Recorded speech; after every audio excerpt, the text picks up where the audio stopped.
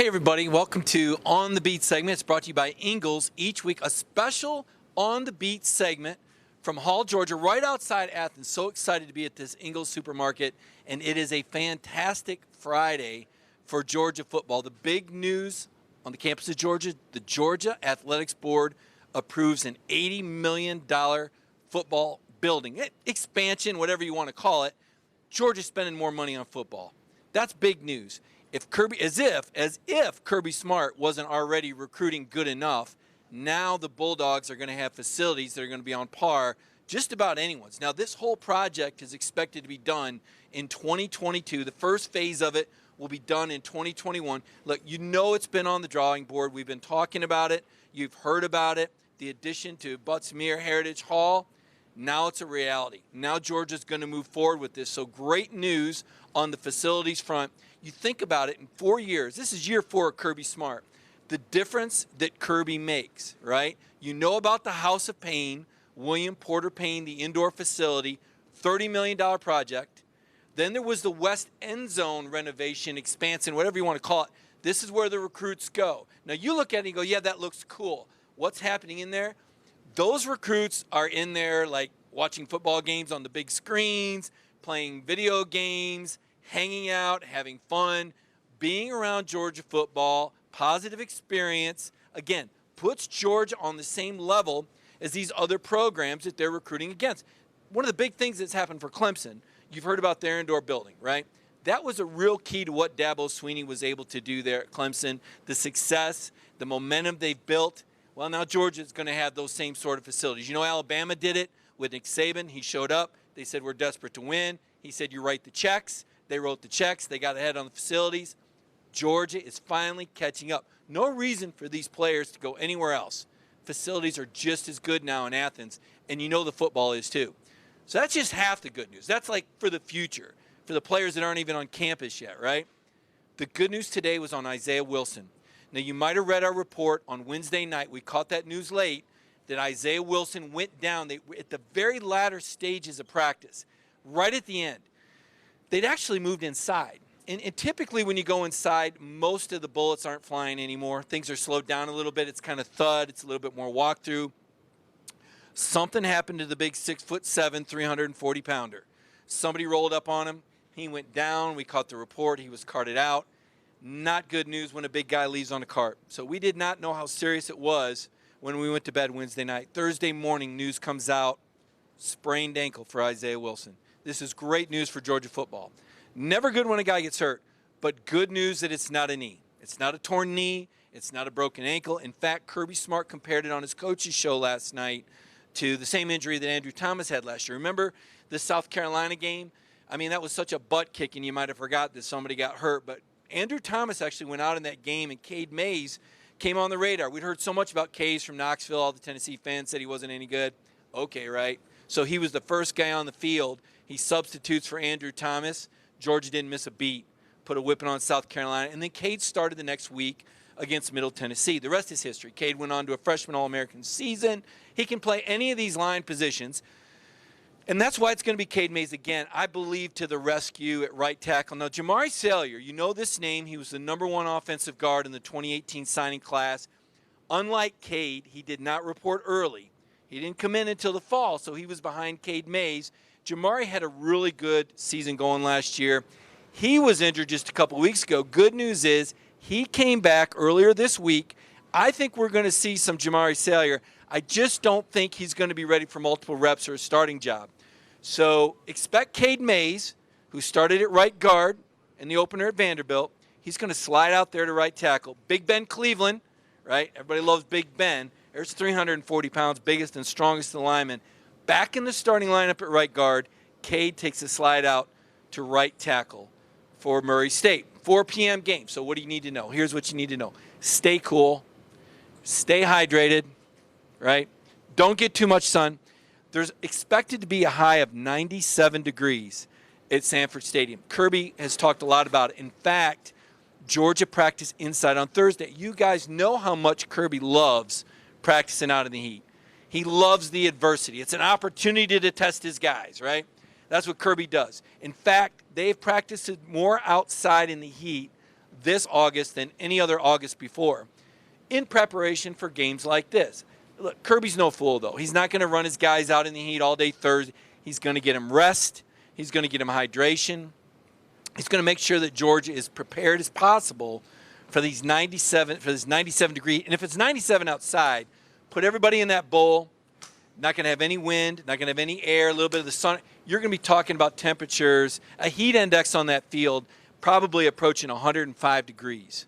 And they'll have all the ice and the machines on the sidelines to keep them cool. But still, you put these guys in this equipment, and Kirby's already said they're going to play a lot of different guys, and he's going to try and make sure he keeps everybody fresh for the Murray State Racers.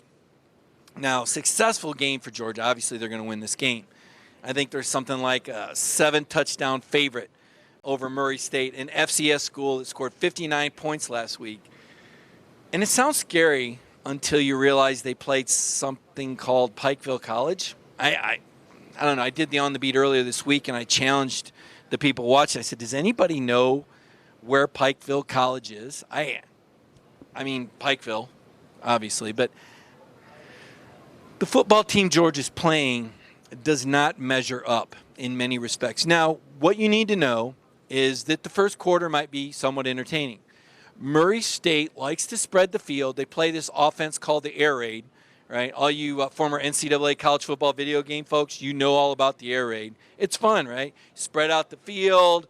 You've got 4 wide receivers. You got a running back coming out of the backfield, really wide line splints. So you're throwing the ball horizontal wide to stretch that defense out both ways, and then you try and run through those big gaps. Or maybe you send the 4 receivers deep and slip the back out of the backfield and throw to him.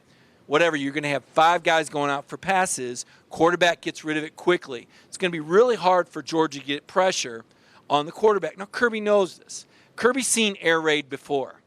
So what's Kirby going to do? He's going to turn these DBs loose.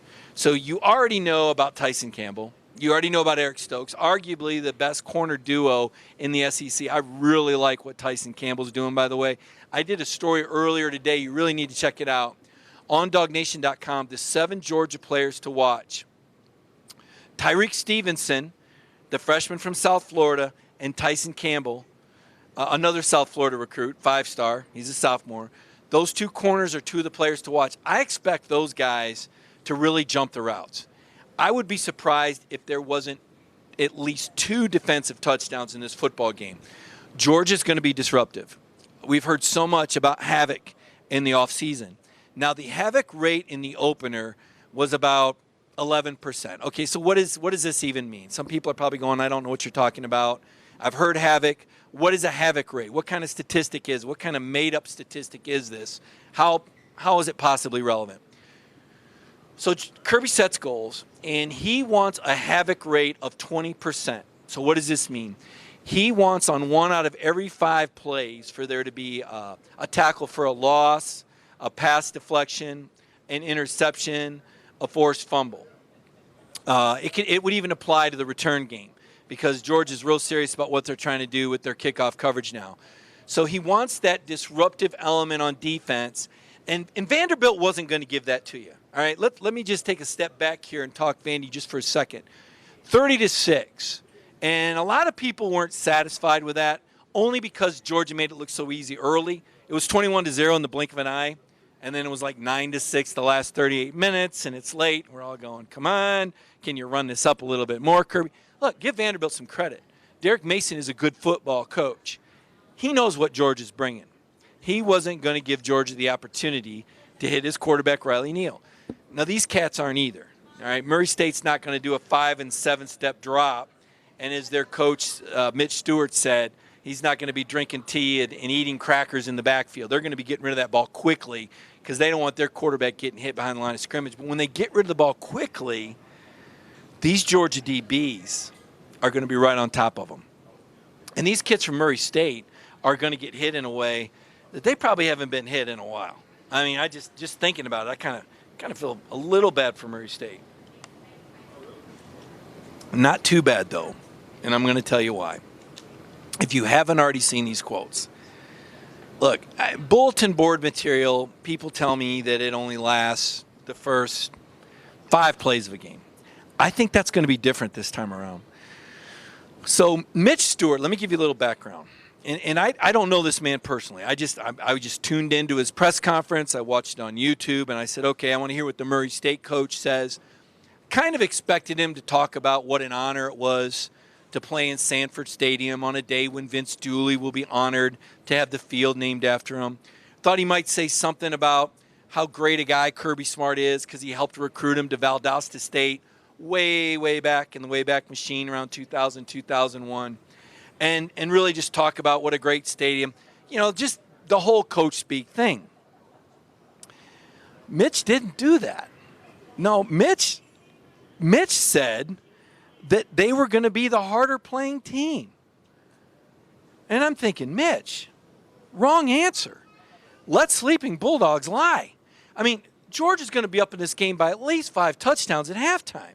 Typically, this is when the other team kind of lightens up. It's just human nature. You're pounding this team. You're bigger, stronger, faster.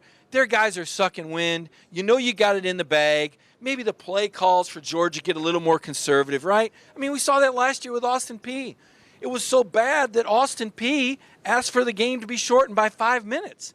Not that anybody noticed, but that game was only 55 minutes long. I didn't even know. I said, can they do this? I guess they can do this. Is it good with Austin Peay? It's darn sure good with Austin Peay. Is it good with Kirby? Sure. Kirby wanted to get out of there, give him their paycheck. Austin Peay go home, 45-0 shutout. Kirby's a defensive guy, loves those shutouts. Mitch Stewart's on record as saying they're ready to go 60 minutes, and if need be, longer. Well, by my calculation, the only way that they would need to play more than 60 minutes of football is if this game goes into overtime. I mean, I have never heard a 7-touchdown underdog with the kind of confidence, maybe not confidence, but some of this Mitch Stewart stuff. You got to look. Here's what he says. The fact of the matter is, once we run out on the field and that door closes to the locker room, you're in the ring for 30 dang minutes until you get back at halftime. You're there. There ain't no turning back.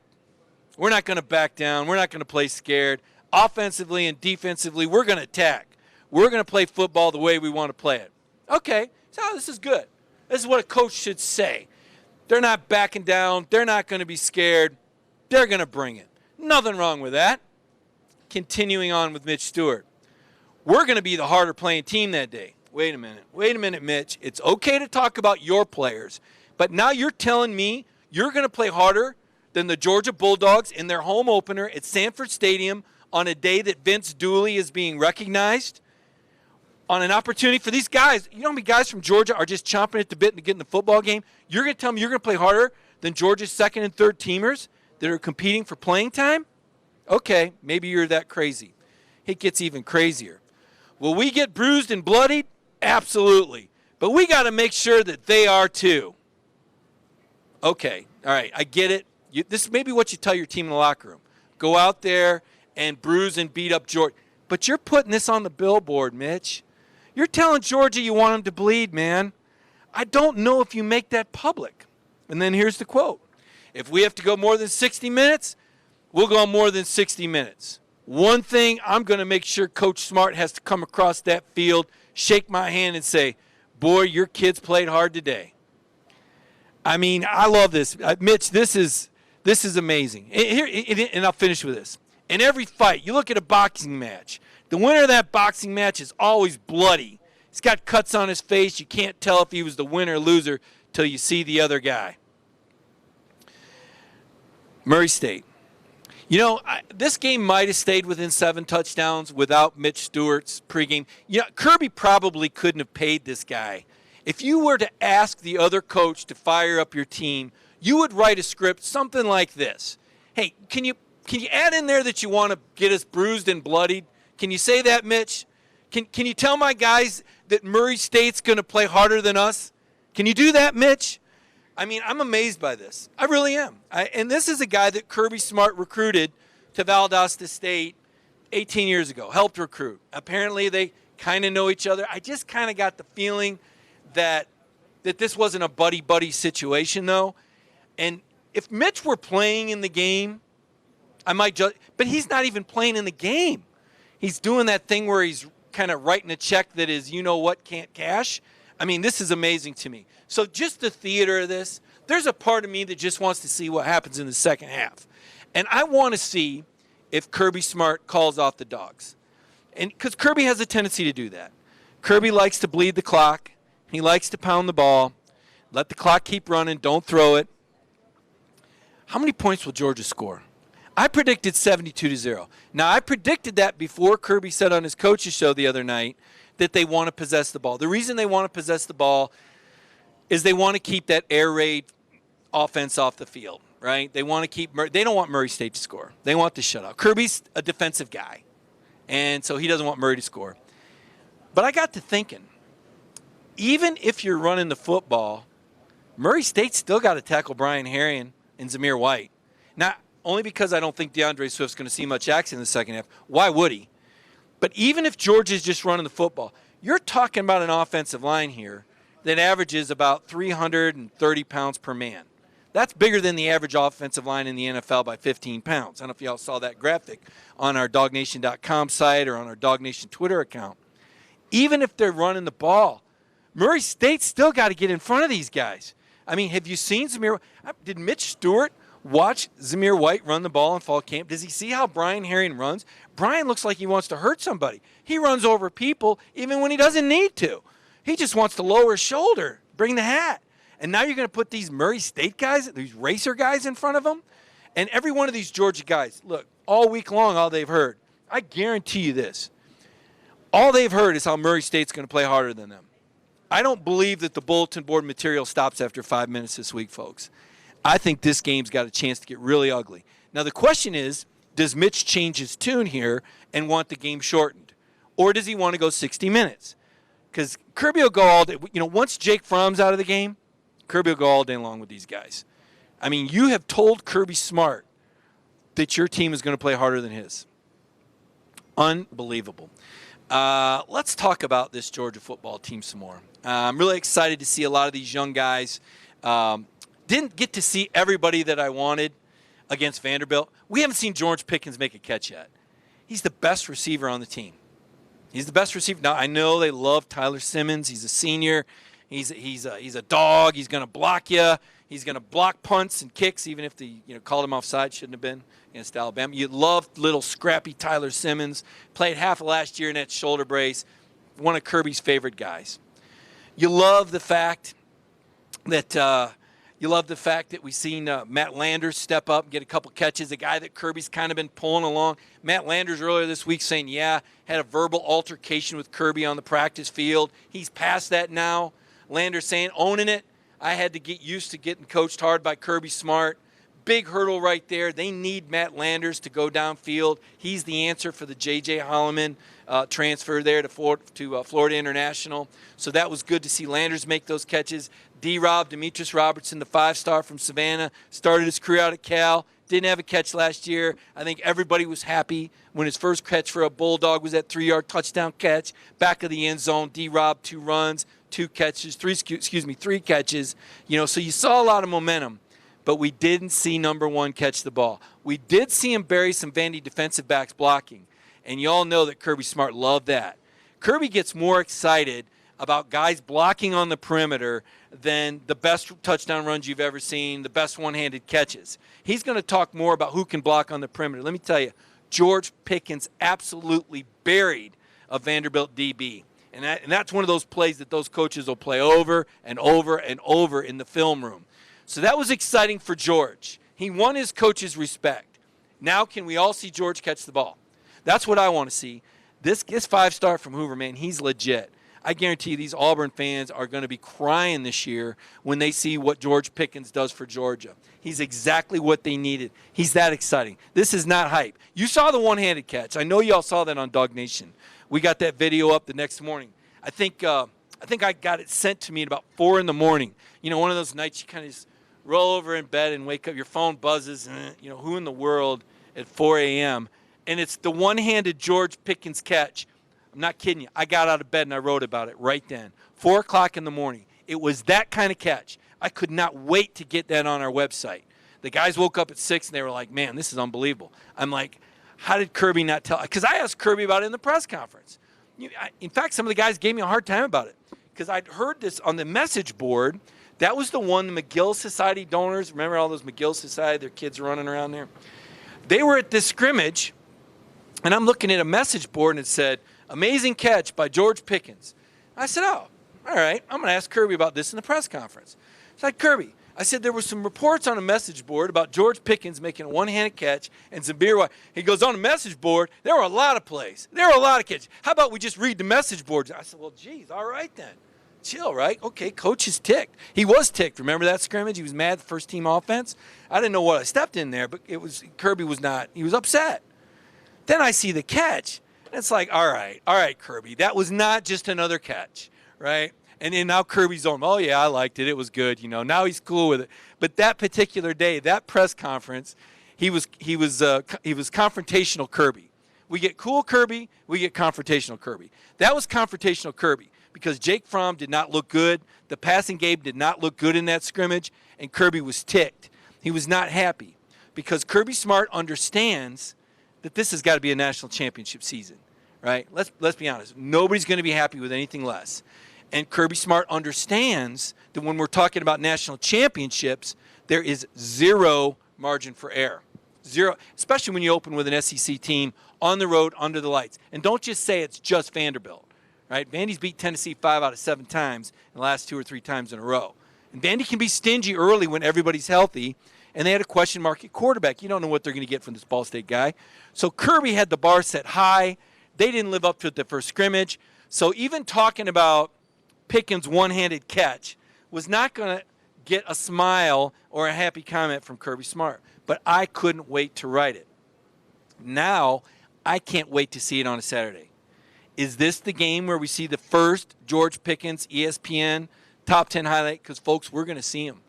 When the players were comparing George Pickens to A.J. Green, I thought, okay, this is hype. I mean, come on, guys. A.J. Green, I mean, we're talking about the greatest Georgia receiver of the modern era. A.J. Green is a legend. And you're going to put this freshman's name in the same sentence with Fromm says it. I'm going, okay, this is nice. Jake's trying to encourage the guy. But then Richard LeCounte says it. When you're getting compliments from defensive backs as a receiver, you're doing something because you're fighting those DBs every day. They don't want to give those receivers nothing. But when Richie LeCounte is comparing you to A.J. Green, I'm thinking, okay, this guy might be pretty good. And then I saw the footage of him burying the guy from Vanderbilt on the block. I go, okay, now I know the head coach likes him. So all Georgia's really got to do is learn the playbook and execute. And the catches will take care of themselves. Now, how much does Kirby throw the ball downfield in this game? Now, that's a good question. As much as I would selfishly like to see this passing game unfold before our eyes and watch James Coley, reveal this magical new offense that we haven't seen, and Jake going downfield, something Kirby said he wanted more of in the Vanderbilt game, because after all, they were only 1 of 7 on third down conversions. Those aren't great numbers, but as I've said before, Jake's going to keep the school bus between the lines, all right? Jake's not taking the school bus in the ditch. The only way Vanderbilt was going to win that game is if Jake Fromm turned it over. So Jake is going to make the safe read. Jake is going to throw underneath. And Kirby's saying, I want more downfield. I don't think it's going to be this game necessarily, though, because one thing Murray State does do is they bring a lot of different exotic looks in their defensive front. And the last thing you need is some no-name Murray State guy trying to make a name for himself hitting Jake Fromm late. You got to play Jake. I think you play him for at least a half. I don't know if we're going to see Jake Fromm in the second half. Maybe the first series, typically. Depends on how chippy this game gets. But I don't expect Kirby or Coley to give Murray any chances at hitting Jake Fromm. As it was, Kirby was ticked off that Jake got hit 4 times against Vanderbilt. Now, he didn't get sacked, and he didn't turn the ball over. But Vandy got 4 good licks in. So if you're complaining about Georgia not scoring more points, let me tell you what happened. Derek Mason and Kirby made an unofficial deal. Derek Mason said, you know what, Kirby, if you're going to keep throwing the ball, I'm going to hit your quarterback. And Kirby said, you know what, I don't think we need to make that trade. We're winning by 3 touchdowns. So Georgia kept it somewhat conservative, right? They didn't want Jake Fromm getting hit. They didn't need him to get hit. A lot of teams are going to try and make that deal with Georgia. They're going to try and load up the box and stop the run and come after Jake Fromm. And that's why earlier this week, Kirby Smart called out the Great Wall and said, we need to protect the quarterback better. Now, this might be the best offensive line in college football, in recent history, for that matter. Even with Isaiah out, I don't think they lose that much sliding Cade out there. I think that much of Cade Mays, and I think that much of Ben Cleveland. Now, if you go down one more lineman to Jamari with where Jamari's at right now, I don't think that Jamari has the conditioning that you need to go extensive snaps on the line. So the depth is kind of about tested where it needs to be right now. Give it a week or two when Jamari's up to speed. I think they're going to be a little bit deeper. But that's why I think Georgia's going to run the ball. Even though Murray State probably deserves to have the score run up on them, this deserves to be an 84 or 90-point game because of this ridiculous coach that's saying Murray State's going to play harder than Georgia. I don't think Kirby's going to take that bait. I think he's going to make sure that Jake is protected. And that's goal number one. Get out of this game healthy. You already lost Kyrus Jackson, and it was like, Kyrus, we barely got to know you. Kyrus Jackson actually started that game in the slot over D-Rob. And Kyrus had a great game going. He had two nice catches. Kirby said he was doing some really good things on the perimeter. We'd heard some good things about Kyrus in camp. Remember last year, Kyrus redshirted because he had a pulled hamstring. This time it was that broken hand early in the fourth quarter. So that's going to test the depth a little bit in the slot. So we talked about George Pickens and wanting to see him. We're also going to see Dominic Blaylock. He's another incoming freshman. Some people had him as 5-star. Some people had him as 4-star. You're going to see some Dom out there in the slot. He's going to make his first catch. It's going to be big for him. It may be from Stetson Bennett. It may be from Nathan Priestley. And you might say, who is Nathan Priestley? That's what I was saying a month ago.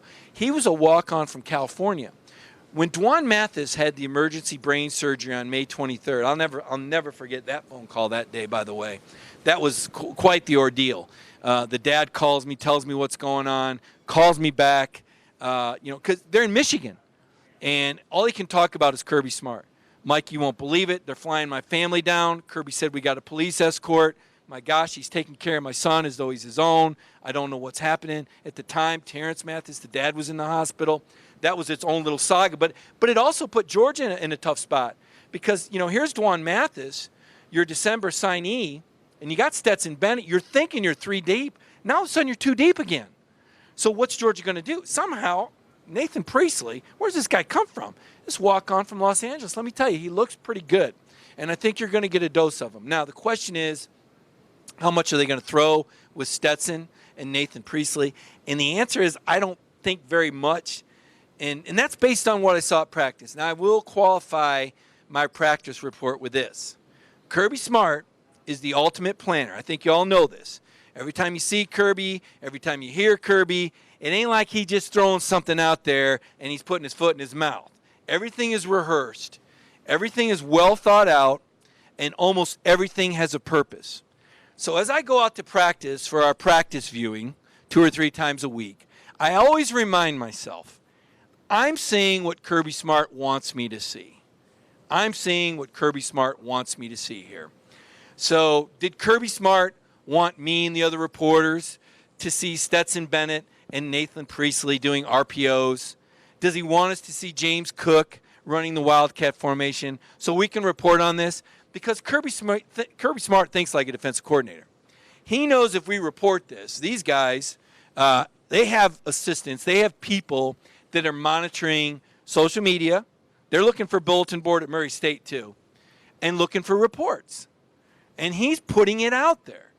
Kirby Smart's controlling. Hey, guess what? They got James Cook running the Wildcat. Kirby's laughing to himself. Guess what? Now they got to prepare for the Wildcat. There goes 10 minutes of practice. Oh, look at this. They got Priestley and Betson running RPOs. There's another 15 minutes that they've got to worry about because they're putting it out there that they're working on. If you're a defensive coordinator somewhere else, you're like, my gosh, what do we prepare for?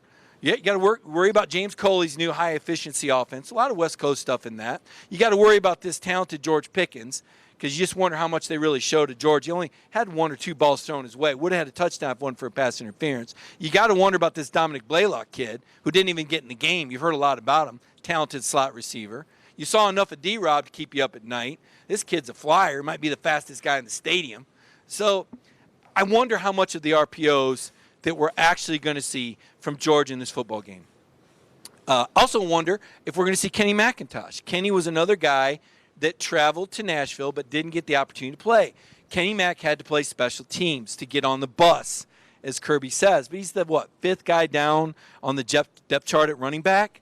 If it's going to be this kind of pounded game, I think you might see Kenny play in the fourth quarter because Kirby's going to get guys ball that deserve it. You're going to see Zamir White. I've put this question out there. Could this be a 100-yard game for Zamir White? Is Zamir going to get enough carries to get 100 yards? He had 5 carries for 53 yards. If he gets 10 and averages 10 yards, now wait a second. Let me just backtrack here. 5 carries for 53 yards against a stacked Vanderbilt defense that tackles well on the road. If he gets 10 carries against a Murray State team that's only got 63 scholarship players playing in 97-degree heat in the second half, I think it's possible Zamir White gets 100 yards in this game. I think it's possible Kenny Mcintosh gets in the game. I think it's possible guys that we've never heard of get in this game because Kirby's talked about keeping it fresh and playing as many games as possible. There is a value to this. Now, Murray gets paid $550,000.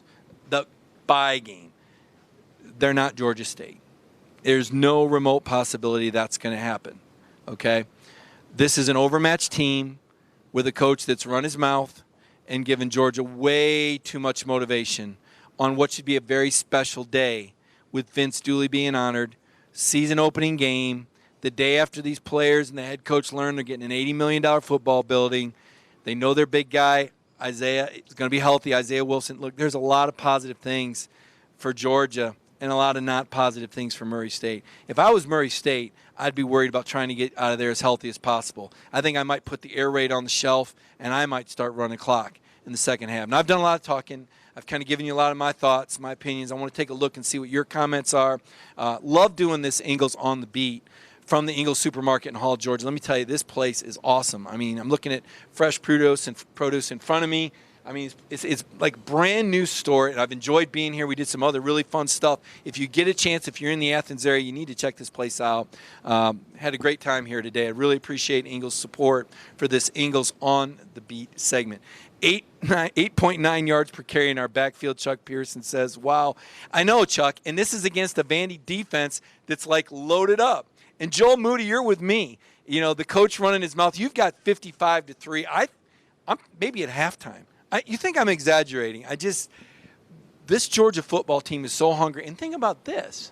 So you've got the Great Wall, but after the Great Wall comes out, there's second team. There's 5-star guys that are waiting to play on the Georgia offensive line.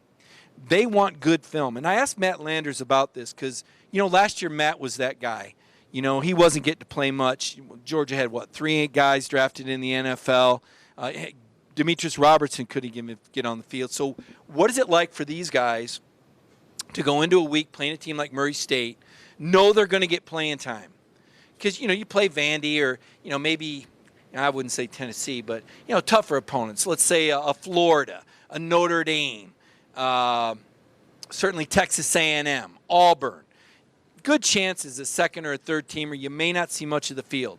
But in a game like this, it's not if, it's when. So you're jacked up. Your parents are coming to this game. You got friends and family watching. This game's ESPN too. They might, the FCC might get involved. This thing might get ugly. I mean, for this nationally televised game, here's Nick Vernon calling out at 66-6. Darius Brown's going 84-7. William Morgan's at 48-3. Ease Brown says no emotions on the field. We're playing against a little stepbrother. Just rough him up and keep it moving. Nick Verman, I love the 66-6 score. That's pretty good. Chuck says James Cook breakout game. Now, you know that I'm probably the biggest James Cook advocate on the Dog Nation staff. I've been on James Cook since last year when Kirby had that open scrimmage, and Cook was just all over the place. Zamir looked a little – Zamir was still wearing a knee brace in that game, and I said, James Cook actually looked better. The problem was that James Cook didn't know the playbook. So Kirby was telling us earlier in camp there was all sorts of things they wanted to do with James Cook, but James Cook didn't know all the plays. So they never really got to run a lot of James Cook. I think this is a James Cook breakout year. I think we're looking at more than 1,000 total yards. But I don't think you trot the James Cook package out there this week. I think you save it for Notre Dame. You don't want to show all the bells and whistles. One thing that kind of reflecting back. Let me go back old school, back in the day on you here, covering Alabama. It drove me nuts when Mike Dubose took over. And Bruce Arians was the offensive coordinator. Now, he's a different Bruce Arians now than he was in 1997, guarantee a much wiser guy. But they're blowing this team out, and they're running trick plays. I think it was Houston. Why are you running this stuff now? Why do you want to show them this? Save your trick plays for when you need them. And I would say the same thing for your James Cook package. We know that James Cook is going to do a lot of different things. We know he's going to return kicks. We know that he's going to line up in the backfield in the shotgun. We know he's going to catch the ball out of the backfield. We even saw James Cook line up in the slot this week. Remember what I was saying about Kyrus Jackson being injured, right? So Demetrius Robertson starts. Dominic Blaylock moves up to number 2 on the depth chart. Maybe we see some James Cook 3 in the slot just to get reps. But if you're Coley, I don't think you want to put your James Cook package out there quite yet. In fact, I don't think you want to show much. I think that's why Kirby is going to keep it as basic as possible. Now, that doesn't mean that this score is not going to get out of hand. Again, Murray State is completely overmatched. And as we've talked about, this coach, I don't even know what to say. Kirby recruited this guy. Now he recruited him to Valdosta State back in the day. And now Mitch Stewart is a head coach who has talked about Murray State playing harder than Georgia in Georgia's home open. I mean, it just can't happen. It just can't happen. Donovan Jackson, ready to see the young dogs show out. Let's reserve Cook. I'm with you. Angie and Lee Dawkins, drive it down their throats.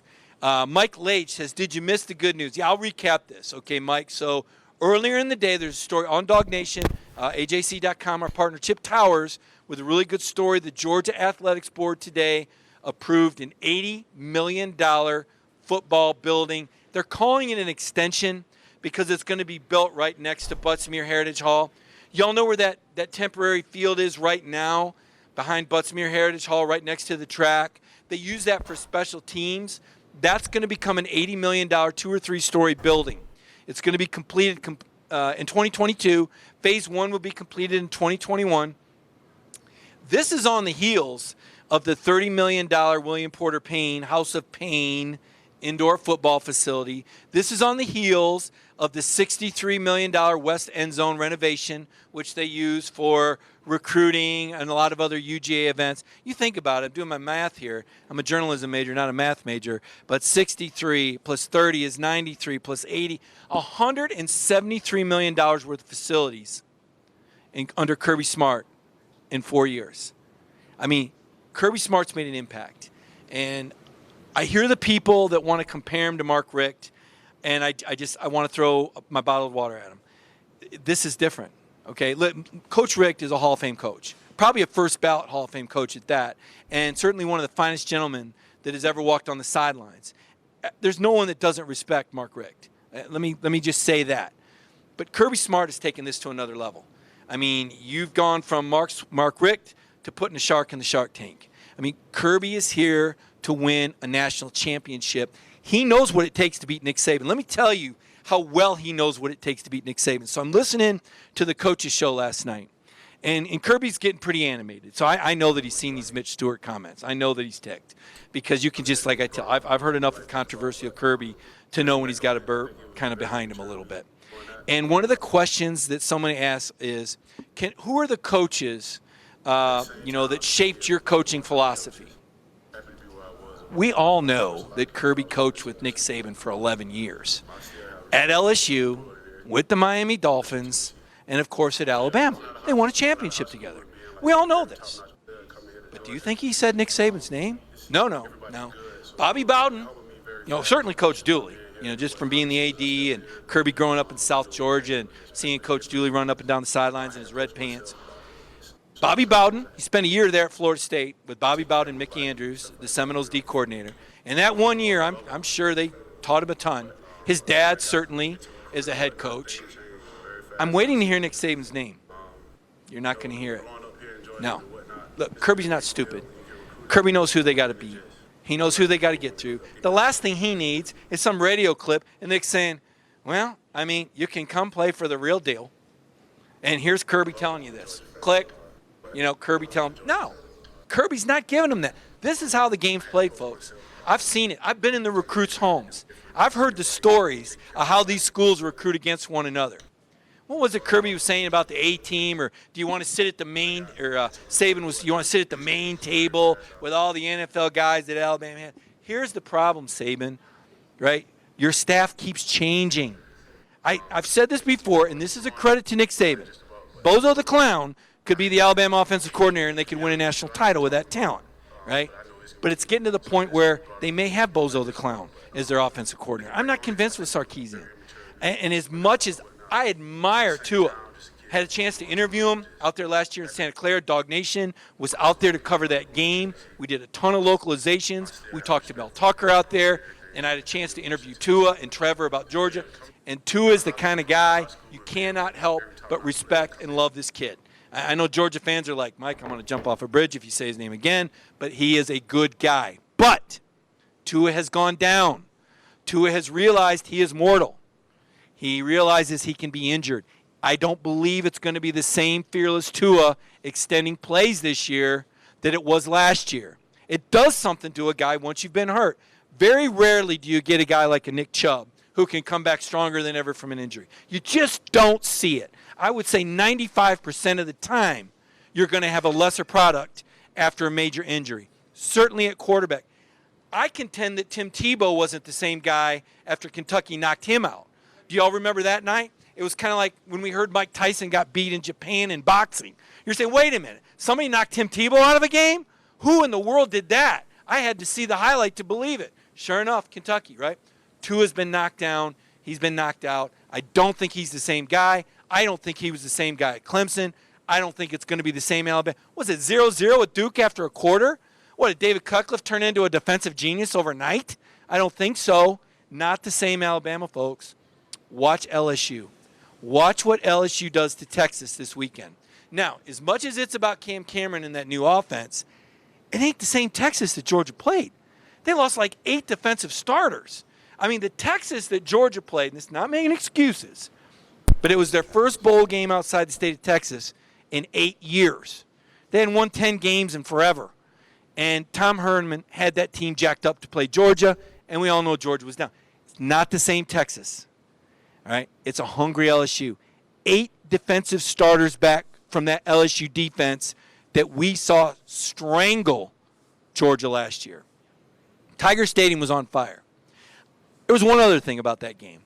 And again, I guess I'm going a little black helicopter on you, but I thought about this the other day because of something stupid that Mitch Stewart said in his press conference. They said, how are you going to move the ball in the defense? He actually said, maybe we should mess with their pregame meal. He did say he was just kidding. Not something to kid about, Mitch. Another dumb comment. But it made me think about gamesmanship and what could happen in a pregame. I don't know if y'all remember this, but at LSU, the power went out in Georgia's hotel during their breakfast and pregame when they'd be working on stuff. Just thought I'd throw that out there. Was it an accident? Was it a coincidence? I don't know. It was out at the hotel. It wasn't out anywhere else on the block. Do with that what you may. Trivial stuff I'm throwing at you. Back to the comments here. Trayvon Walker. When I did my 7 players to watch, I was really wanting to go with like quarterbacks and running backs and receivers, and I do have some receivers in there. I didn't think I would put a reserve defensive lineman on there. But then I went back and watched a little bit of the game film. Do you realize that Trayvon Walker is 290 pounds covering kicks?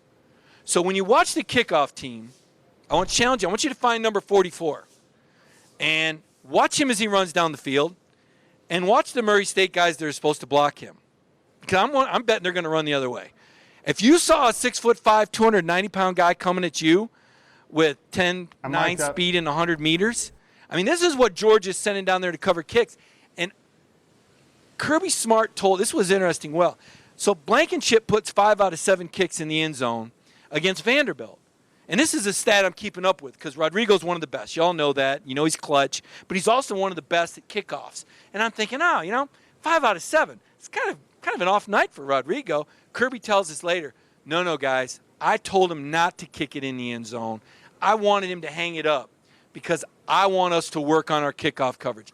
I think Kirby Smart just wants to watch number 44 go downfield and blow somebody up.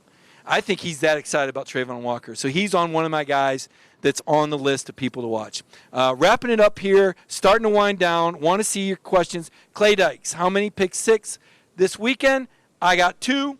I got Tyreek the Freak Stevenson, a guy that I'm really excited. He wears number 7 on defense. This is the guy that Dan Lanning said the first time he saw him on the field, he said, holy moly, we got us a ball player. I say, holy moly, pick 6 for number 7, Tyreek Stevenson. 44 is a beast. Chuck, you know it. Looking forward to see what he does. Marshall Fleming, I was at the Vandy game, moves like a cat. Kirby said he was the only freshman defensive lineman he expected to have an impact. While we're on the topic of defensive line, keep an eye out for number 5. Curious to see if Julian Rochester plays. Julian had ACL surgery after last season. He's a senior. My inclination would be no, because you've got Murray State, and then you've got Arkansas State next week. No reason to put a guy out there any earlier than you have to, because then it's Notre Dame, right? And that's really where you want to have everybody healthy.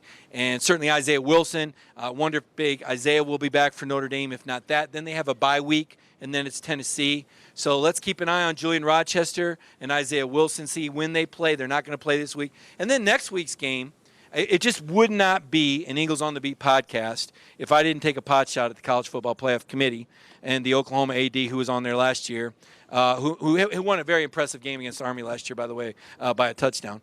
But, next week you're Georgia and you're playing Arkansas State.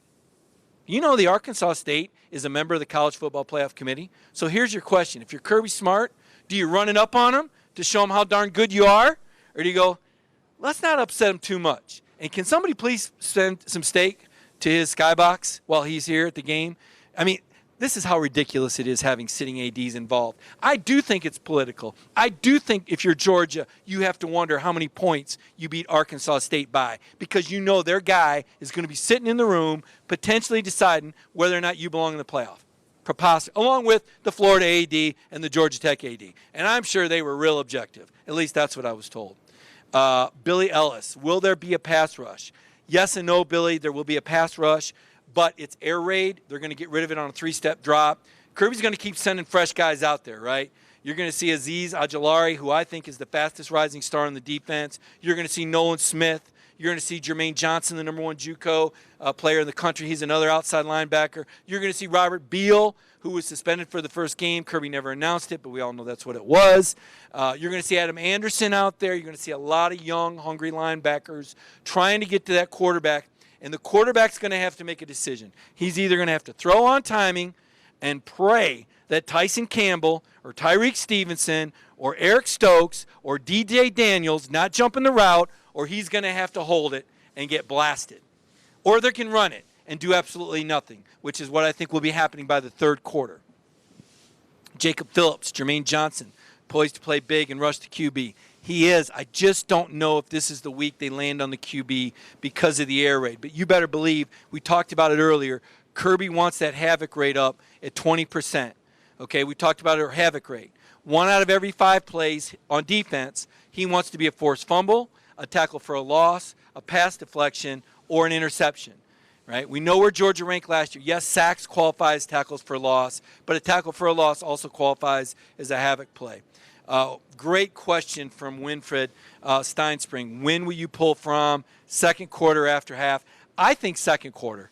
I know Kirby typically likes Jake to get one series in the third quarter, and I was talking with Connor Riley earlier this week, and he said, which time? Because another thing Kirby likes to do is pull Jake, put the backup in, and then put Kirby, and then put Jake back in. Now that was the thing with Justin Fields last year. I don't know if they'll do it this year. I think he pulls him in the second quarter, because the one thing you cannot have happen, you cannot have Jake Fromm get hit in this football game. You cannot have Jake Fromm get hit in this football game. There's one injury that could derail a national championship season. It's number 11. And the last thing you need is some $550,000 pay game Murray State FCS coming in there, going at your quarterback's knee because they got a crazy coach who's trying to tell everybody how hard they're going to play.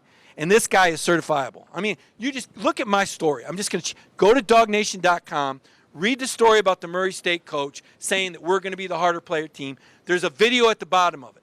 You watch that video and you tell me if that is not the worst press conference you have ever seen from a 7-touchdown underdog. I'm like, is this really happening? Is Kirby Smart pulling the strings, and this guy's the mannequin, and Kirby's saying, we're going to play harder than you. We're going to bruise you and bloody you. I mean, Kirby couldn't have written a better script. Unbelievable. So when you say, are you excited about going to this game as a beat writer? I can already write, Georgia's going to win. Georgia's 2-0. Next week they play Arkansas State. All that will be written. But I'm going to be sitting there watching this going, Mitch Stewart, you realize you hung your kids out. I'm going to be watching the coach. I'm going to see, is there a monitor on Mitch Stewart? Are the kids going to push him out there because they're mad that he talks so much garbage and has got Georgia fired up for this game? Mike Harvey says, the 10 will happen when we are playing student body and the Water Boys and we're up 55-0. How much does Stetson Bennett play? William, that's actually a really good question because you absolutely can't have Jake Fromm hurt. You don't want Stetson Bennett hurt either. I'm not saying Nathan Priestley, the walk-on, is just, sliced bread and you can just throw him out there and you don't care. But let's be honest. Stetson Bennett's a pretty good backup quarterback. I think Georgia could still win the SEC championship with Stetson Bennett under center based on what I saw at G-Day. Y'all saw G-Day game. Stetson looked better than Jake in that game. I'm not saying he's a better quarterback. I want to be very clear on that. But in the G-Day game, Stetson Bennett looked really good. So you got to protect him too. Not sure how much you're going to see of Stetson Bennett. Is that guacamole mix over my right shoulder? I think it might be. There's a lot of great stuff here at this Ingles. I have really enjoyed doing this here. I want to thank everybody that tuned in to the Ingles on the Beat segment, the special Friday broadcast. We had a lot of fun doing it. Hall, Georgia, US 29, just outside of Athens, just north of Athens. You really need to check it out. They got a really nice Starbucks set up in here. Got my green tea, got me going. You always wonder, where you get this energy from? It's the green tea. Trust me. Good stuff for you. So thanks for joining me on Ingles on the Beat. If you have any more questions, drop them in the comments here. I will answer them later. Hit me up on Twitter at MikeGriffith32. Enjoy Saturday's game. Stay hydrated. Stay cool.